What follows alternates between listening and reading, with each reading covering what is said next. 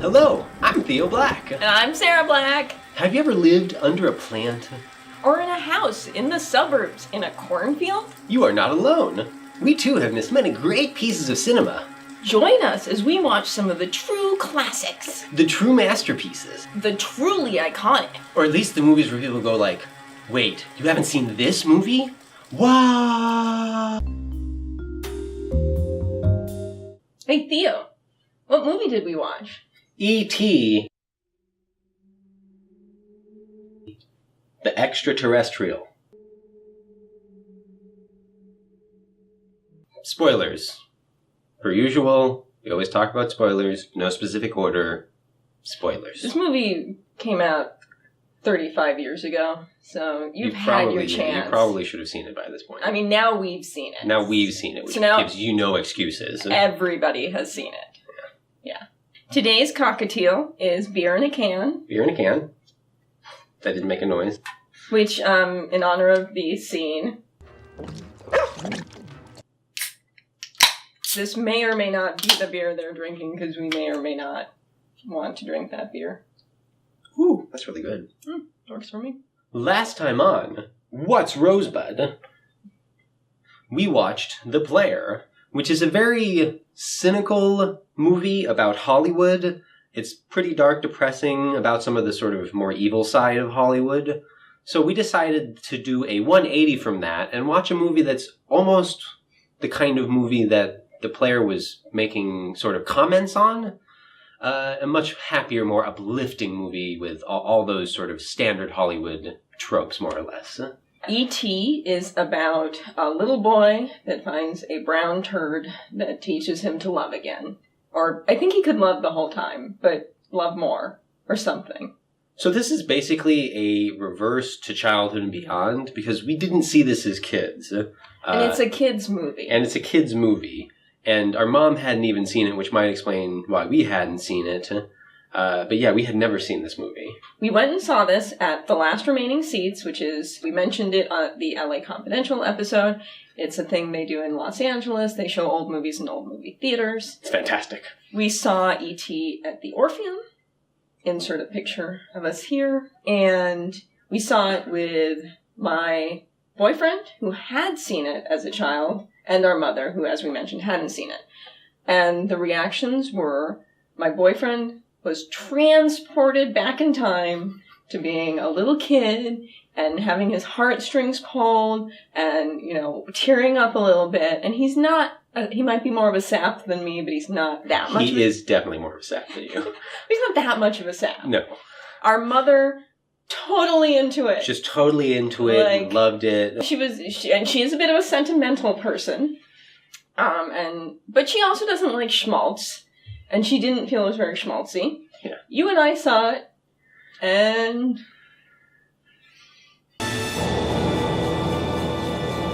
it was fine. It was fine. I mean, it's a good movie.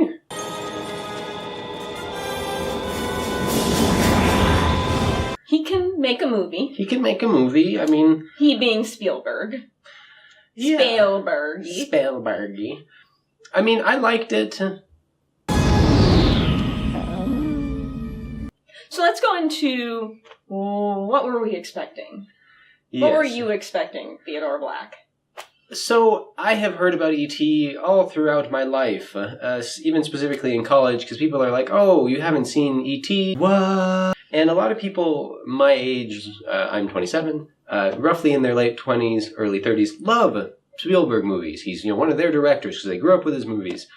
And he's also on, the greatest, it's number 24 or something on AFI's greatest 100 movies. E.T. is not Spielberg himself. A couple of his movies are on the list. And it's got all this great praise, and, Roger Ebert had a whole thing about it, and how, he has a letter that he wrote to his kids or something about it. It's sort of this fascinating thing to me, and I will admit I was expecting more than what I got. So yeah, I grew up... It came out in 82, so it came out when I came out. It definitely was something most of my classmates had seen at a certain point. When I was at USC Film School, they had a Spielberg class, which I didn't take. But in the 80s and early 90s and so on, there were so many copycats. And I definitely saw some of the Short Circuit was a little bit of a ripoff of E.T. There was a lot of... I've seen Mystery Science Theater's Pod People. As have I. That's fun. I saw that in college, and that's definitely like an Italian ripoff of E.T. There were just so many movies. So I had this weird experience where I've seen the cheap knockoffs of E.T. Yeah.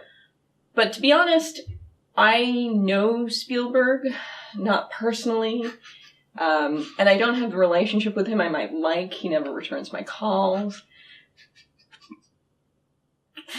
No, what I'm saying is, I kind of know what kind of a filmmaker he is, and he's a very good filmmaker, and he knows how to construct a story, and in general, they're not stories that do much for me. Even going into this, my boyfriend did ask me, what are you expecting from this movie? And I said, well, Mom's gonna be warm and fuzzy. And he said, okay, what about Dad? I said, he may or may not be around, I don't know. Something. Maybe you ought to call your father and tell him about it. I can't. He's in Mexico with Sally. He said, okay, what about the bad guy? I said, undefined. Probably won't be much of one. And that's pretty much what I got. So I got exactly what I expected. Yeah. I feel like you're going to know the movie Spielberg did. But just in case you don't, he did the Indiana Jones. He did Jaws. He did Schindler's List. Those are like his biggest ones. He did To Catch Me If You Can. Yeah, The Terminal. The Terminal. He's done a lot of movies. Yeah. I mean, but those probably are the biggest ones. Those are the ones you might find on the AFI list. And I think he really... Not The Terminal. No, not The Terminal. The ones I originally mentioned. Those probably are his best movies. I agree. I have an interesting relationship with Spielberg in that... He returns your calls? No. Spielberg makes really big spectacle movies. He's credited with being kind of the director that introduced the summer blockbuster. By no means the first director to make a big movie, just the modern versions of it. Him and George Lucas are kind of credited as making the blockbuster a thing between Star Wars and Indiana Jones and Jaws. Yeah, and I think all that. Jaws in 75 is credited with that probably more than anything. Anyways, and so I like his movies, and I really think his movies are fun to see on the big screen. And sometimes when I watch them on the small screen or when I'm paying attention to them, I get a little distracted by the story because as a director, I think he does a lot of things really well, and story is unfortunately not one of them necessarily. I mean, he does do story you could find sometimes, but he doesn't do anything complex or intricate with the story necessarily. Or the characters. That's the other problem. His big films, his best films, are the ones where the Nazis are the bad guys, or a shark. So they're like clear and evil, and I think he's comfortable with that maybe. Whereas I think he has trouble... Maybe he sees everything as shades of gray, which I appreciate, but sometimes when you want a bad guy.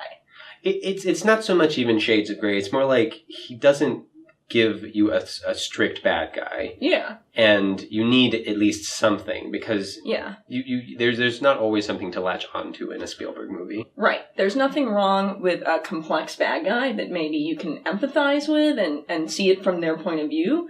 But he almost doesn't really have bad guys sometimes. Yeah. So let's actually get into the movie. So, into the movie.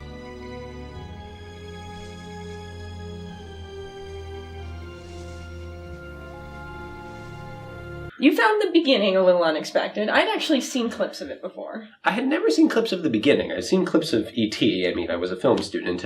Yeah. It starts like a horror movie.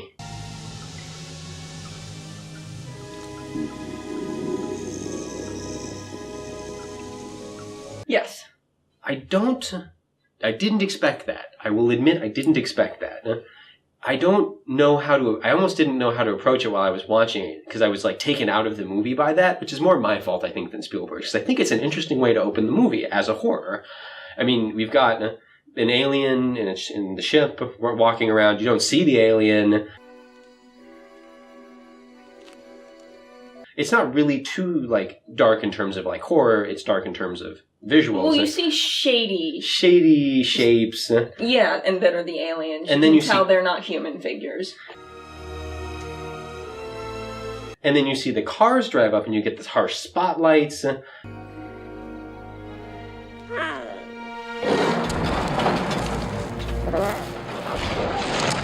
Somewhere in here you get the jangles and you get keys, and that sort of introduces the jangles of the keys. The jangles of the keys.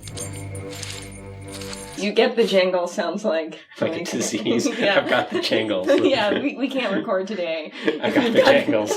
Yeah. But yeah, the keys are a recurring motif. Yeah, and that's kind of a good horror motif, is having that sound, that image attached to it. And as we move into it, we get Elliot, who is our main character, played by somebody.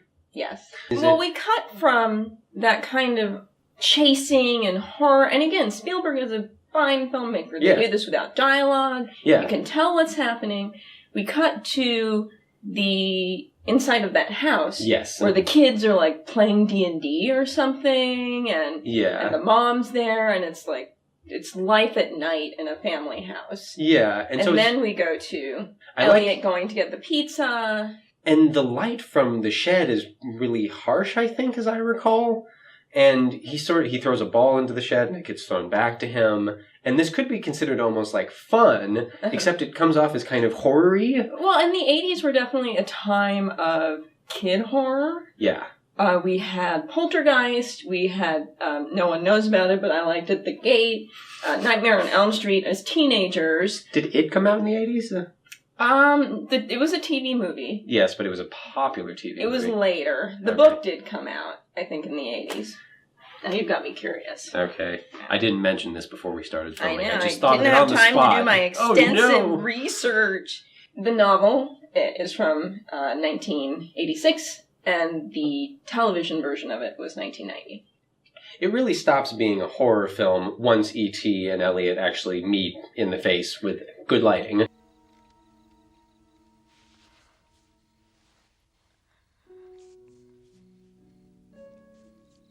But there are some horror moments later in the movie, too. In fact, those are probably some of my favorite moments. Yeah. Like when the closest things to bad guys we have, because we don't even know if they're good or bad, show up at the house in astronaut uniforms, which I guess is like a hazmat suit thing. Yeah. And it's silent and they just walk in. Yeah. And that's cool. It's almost like it's creating a feeling to me based on the shot, not on the story. Because if you look at the story, these are just people concerned about an alien being there. Yeah, it's interesting, and I sort of liked it, even though I more place fault on the story being a little confusing than the visuals, because again, good visual, so I sort of look at it that way. Plus, there's also an earlier scene where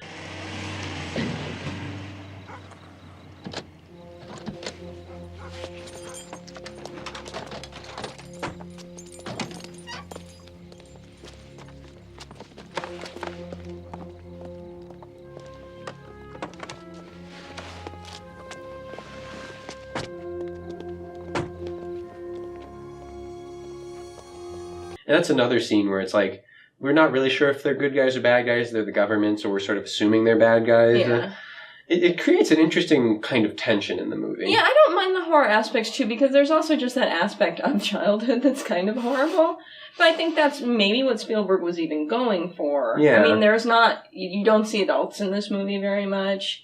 It's a lot about just facing things as a child when the world is big and scary. Yeah. I mean, a lot of it is shot at eye level to E.T. and to Elliot. Yeah. And that makes perfect sense from both a sense of like constructing good visuals and from a sense of story, because you really want to be connected to Elliot and E.T.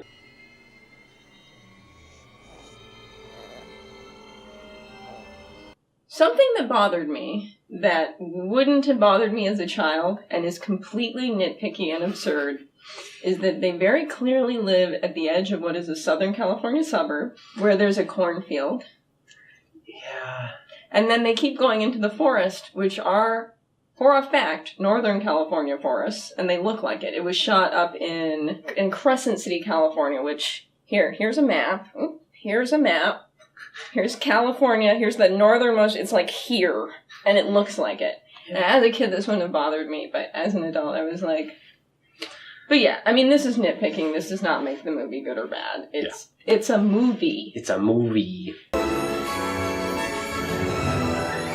The other thing that surprised me, the number of Star Wars references. This is Greedo, and then this is Hammerhead. It's mostly... That's not Star Wars. Well... That wasn't even out yet. Oh my god. It's mostly one scene where, like, Elliot's showing E.T. his toys. This is Walrus Man, and then this is Snaggletooth. And he's talking about them so specifically. And of course, Lucas and Spielberg are friends. Well, I say of course. If you know things about film or are geeks like us, they're friends. They were just plugging each other's movies. That's totally chill. Okay, in Halloween, there is like a Yoda costume and a joke about E.T. and Yoda. I didn't know that. When is that in Halloween? The Halloween part.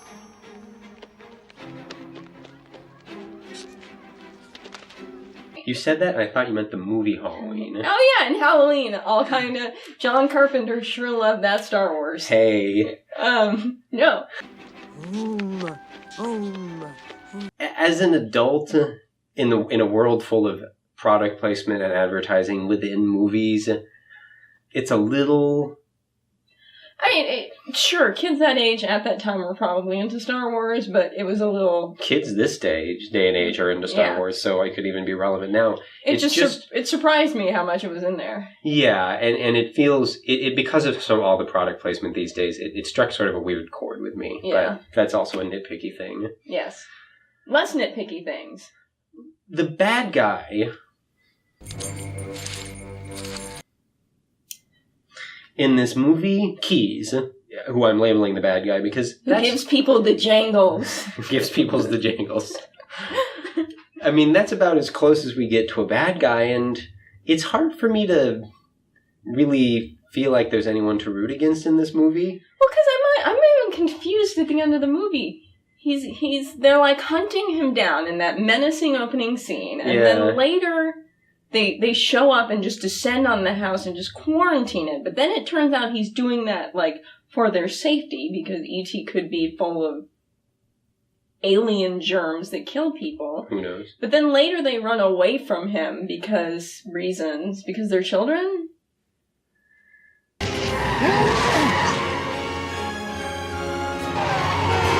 They run away from they run away from everything. Right, They're trying to get E.T. back to his ship. He's a man from outer space, and we're taking him to his spaceship. You start with Keys as your bad guy. He sort of transforms into representing sort of the government or science, but the bad kind of science where you ruin childhood. What's all this we stuff? You say we all the time now. Really, Elliot, I think you might be getting... Which transforms into astronauts entering their house. Because then Keys becomes just a nice guy who sort of was trying to help out, sort of. I've been wishing for this since I was 10 years old. I don't want him to die. And then the bad guys are the people who can't save E.T. And then the bad guys are the FBI who want to take E.T. But we're following, it's convoluted, right? I guess it's like a kid's point of view on it, because as a kid, the adults just are kind of the bad guys. The death of childhood is the bad guy, but that is, right? That's not a real thing. My childhood never died. Neither did mine. We relive it on this show, basically. Well, not this one, the other one. Yeah. Yeah. And that's a concept, not a tangible thing. And if you subscribe to sort of classical narrative style, and Spielberg really does for the most part, you kind of have to have that centerpiece. And I think that's why we, and most people, think of the movies that he does that have like concrete bad guys as being better because there's more of that entryway into having something to dislike. I think having bad guys as concepts is like fighting wars on concepts. It's tricky. Yeah. It feels good. Like, yeah, I'm gonna take on drugs and terrorism and teen prostitution. But it's like, it's not, it gives you nothing to focus on. Yeah. It's just like you're up against you don't know how you're gonna win. There's like no goals, placements. There's no like, physical goals. Yeah, but there's also no measurement of it. Like, I will know that I am halfway towards beating the bad guys when, like, and so you don't, like, I've talked about on the show anticipation and, like, how much I enjoy anticipating moments, but when you don't have a sense of what that moment is going to be, you can't anticipate it. Yeah. Is I think what I want to say. And I think I just said it. Good job. Yay! I will say I really liked the scene, just apropos of nothing almost, where E.T. is drinking.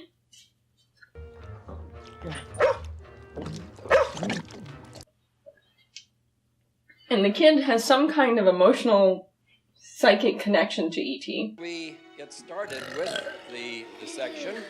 That must mean something. But he's at school, which turns out to be your high school. Which turns out to be my high school, which I didn't even recognize it when I saw it the first time. But Elliot ends up getting drunk because E.T. is drunk, and it's just mayhem.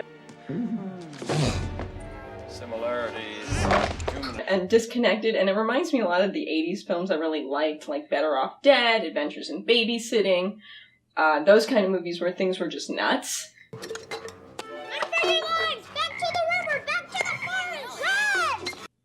And I really like that. Save the frogs! You gotta save it! Save the frogs! Yes. But it's kind of... Well, my boyfriend had to explain to me what it was all about at the end of the day. The whole E.T. Elliot connection, not the fact that Elliot was drunk. I got that. Like I said, Spielberg's a fine storyteller, so I wasn't... At no point in this movie, this was not a Battlefield movie 2. At no point was I like, I have no clue what's happening. No, it's just you're not sure why. Yeah. That's because we see that they're connected, but why are they connected? And they don't exactly give you like a moment to notice that happen, which could be a good or a bad thing. You know, it can be subtle or it can be obvious. Usually subtlety is more interesting as a viewer. Sometimes obviousness works. In E.T., I don't really feel like there's either. Oh, Elliot. He doesn't look too good anymore. Don't say that. We're fine. What's all this we stuff?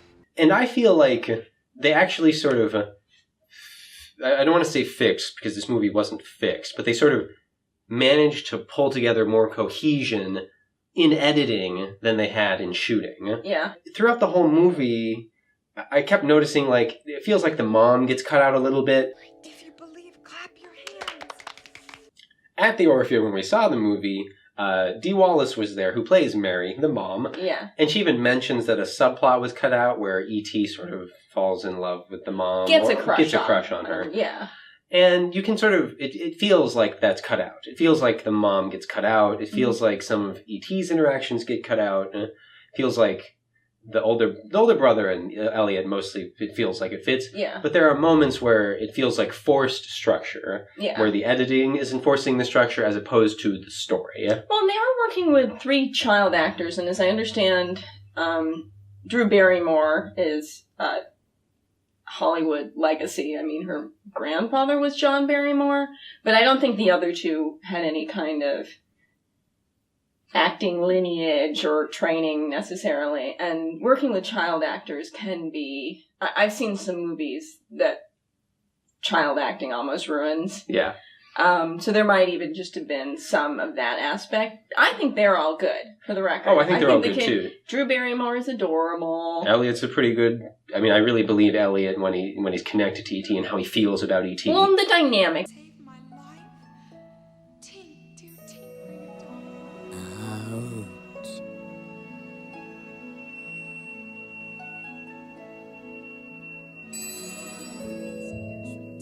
she is saying. She said, It's cute, but it's not saccharine. Yeah. I found the whole movie a little schmaltzy, but I didn't find their relationship. That wasn't the problem. what are you going as, Gert? I'm going as a cowgirl. So, what else is new? Maybe it was an iguana. It was no iguana. Maybe you know how they say there are alligators in the sewers? Alligators in the sewers. There was the real, like, sibling combativeness to it, and the way you want your siblings to be there for you, but you also hate them because they ruin your life. I even feel for the older sibling who's kind of being Which is mean. funny. You're not the older sibling. I'm not the older sibling. He's a little combative towards It's Elliot. hard to be the older sibling. I feel for the older sibling because even though he's combative, he really does believe in Elliot when he sees it. And, I mean, he's not like he's ever not taking care of Elliot. He's just being a bit of a brat towards Elliot, even though Elliot's the younger one. And when he starts to really feel, he feels for E.T., he's trying to help E.T. and Elliot. I don't know, for some reason I felt that connection. So there was a bit of me that even though it's schmaltzy, I wanted the schmaltz. No, and even my cold, bitter heart that only enjoys movies with human suffering, I enjoyed the interactions between the kids. Remember the goblin? You're so lame, Elliot. Come on, Michael, he came back. Came back? He came back? Oh my God! One thing. My final big complaint is just die. How's he doing? How's the child doing? So you can come back to life. E.T. phone home. And I don't know if as a kid I would have felt that way. But as an adult, I think even if I hadn't had a sense of the story just through cultural osmosis, the fact that they have Mary reading to Drew Barrymore the Tinkerbell story. Do you believe in fairies? Say quick that you believe. I do. If you believe, clap your hands. Where she dies and they have to bring her back to life, I would have known they're not ending this movie with E.T. dying. And his dying goes on forever. I was so bored. Because if it's well done, you have anticipation of, eagerness. Oh, I can't wait till he comes back to life. Yeah. In this case, I was like, he's gonna come back to life. It just, a lot of the kid wailing and crying, and maybe part of it was even just watching how upset the kid was, and I didn't like watching a kid be upset for 10 minutes, knowing the whole time the alien's just gonna come back to life. That scene is too long. Yeah. We can have that anticipation, but once that anticipation hasn't been filled at the right moment, Yeah. it becomes too long and boring. And nothing changed. It just was him failing and failing and failing, and without any oh no, wait, maybe, oh no, never mind.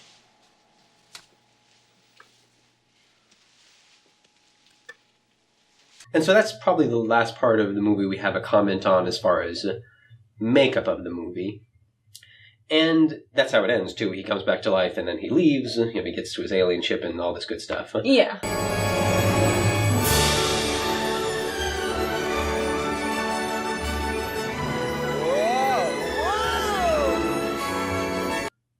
The question that we sort of came up with for ourselves after watching this, and our thoughts about it is, are we cynical, the player-loving adults? Yes. I started that way to a degree. If I'd seen this movie as a kid, I probably would have liked it. I will say that. I wasn't that cynical a child. But the movies that I still watch, that I watched as a kid, the big one is Clue. And that's all about people being murdered and dying horribly. Well, I mean, that was a dark statement. It's done in a comedic, fun way. Yes. For my own part in this, I've always been somewhat middle of the road. I tend to focus a lot on cinematography, and I like whacked out stuff, but I like drama. Drama's probably been the most consistent for me. And you also really like well-structured movies more than me. I tend to favor classical Hollywood structured narratives, not to a fault, because some of my favorite movies don't fit that. Yes. But on an average. We're complicated people with complicated. varied interests and so on. I'm a complicated person. And E.T. fits the bill of sort of what I like for the most part. Mm-hmm. So as a kid, I'm sure I would have loved it. Even as an adult, I definitely liked it more out of the two of us. And I liked it. But I do have to qualify it with I liked it, but I'm not sure I liked it more than I liked the player. Yeah. I definitely like them on a similar level, and it would even be hard for me to debate which is a better movie in terms of just trying to be objective and take myself out of it, because they're both made by really good directors. Yeah. Spielberg, probably a better director than Robert Altman. Yeah. But I think it's comparing apples and oranges. Yeah. Altman would never want to make a Spielberg film. Yeah, I think The Player was about that. Yeah. More or less. And I have no idea what Altman actually thought about Spielberg or what Spielberg thinks about Altman or anything like that. I just think Altman's goals were different. So it's not fair to compare them even in that way. I think, though, The Player was very personal for Altman, even though it was based on a story someone else had written. I think it was exactly the kind of story Altman would want to tell. And I think E.T. is personal to Spielberg, from what I understand. He had a good childhood, but his parents got divorced, and just, I think and it's funny that I brought up Stephen King earlier, because I think they're both people who kind of tap into their childhood sometimes, definitely with the nostalgic movies like Indiana Jones. You know, that's a tapping into kind of your childhood, and as you say, the sense of wonder that you tend to have as a child. So I really appreciate it for that reason. I would more compare E.T. to, like, Sound of Music. Yeah. Because they're both the spectacle movies, the wonder movies, the awe movies, and feel-good movies. I feel like Spielberg really does make these big, awe-inspiring movies. And that's sort of my even my closing thought, really, on this movie, is that The Player is not a big, awe-inspiring movie. And The Player isn't really an awe-inspiring movie. That's not really the point of it. You know, that's not what Altman was going for, I assume. So it's not really even the kind of movie that you want to see on the big screen. E.T., I mean, you can. It can be totally fun to do that. Mm-hmm. But E.T. is a big screen movie.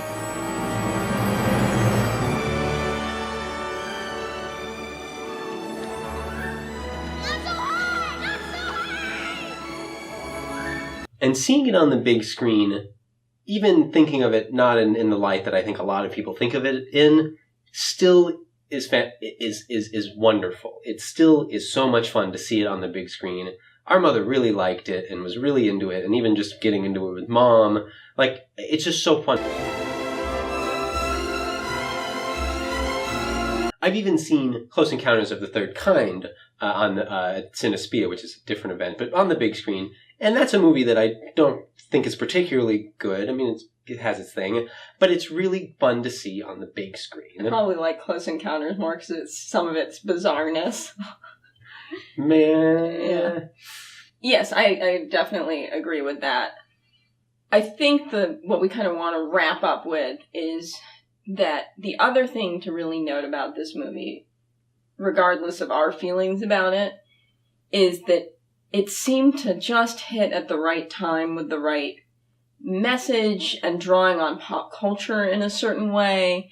Because, as I mentioned, I'd seen 1,000 ripoffs because this movie spawned so many ripoffs. It's an archetypal movie that is so archetypal that it can spawn all those ripoffs. Right, and just scenes like him in the bicycle flying in front of the moon. I mean, we saw that everywhere. Iconic. Yeah. And it was the archetypal story you mentioned is kind of the boy and his dog story. You know, finding love, you know, that is really the theme of the movie. Yeah, and that's I think that's what the glowing hearts and even Elliot's sympathetic feelings towards E.T. that I couldn't quite figure out at the time. It's a lot about love. Yeah. And finding love. Connection through connections love. And kind of a wordless love, too. Like, yeah. Obviously not romantic love, but just like that kind of humanity that comes without communication. Yeah.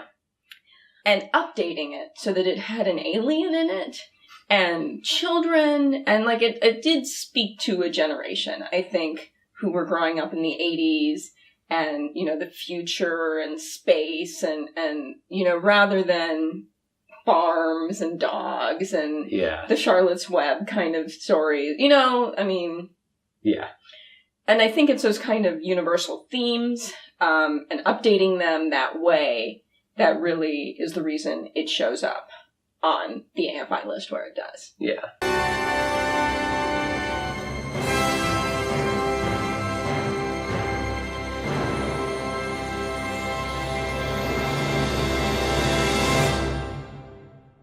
Next time on this series, What's Rosebud?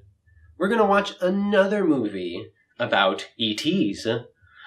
It comes out only 4 years later in the 80s, that's 86, And it's another awe-inspiring sort of big spectacle-type movie, blockbuster, done by another well-known, well-thought-of spectacle-type director. We are going to watch Aliens. I've never seen that. Neither have I. What? What? Thank you for watching. If you liked what we do here on Pigeon Verite, you can watch this series or other series on our channel. If you liked us, please hit the like button down below.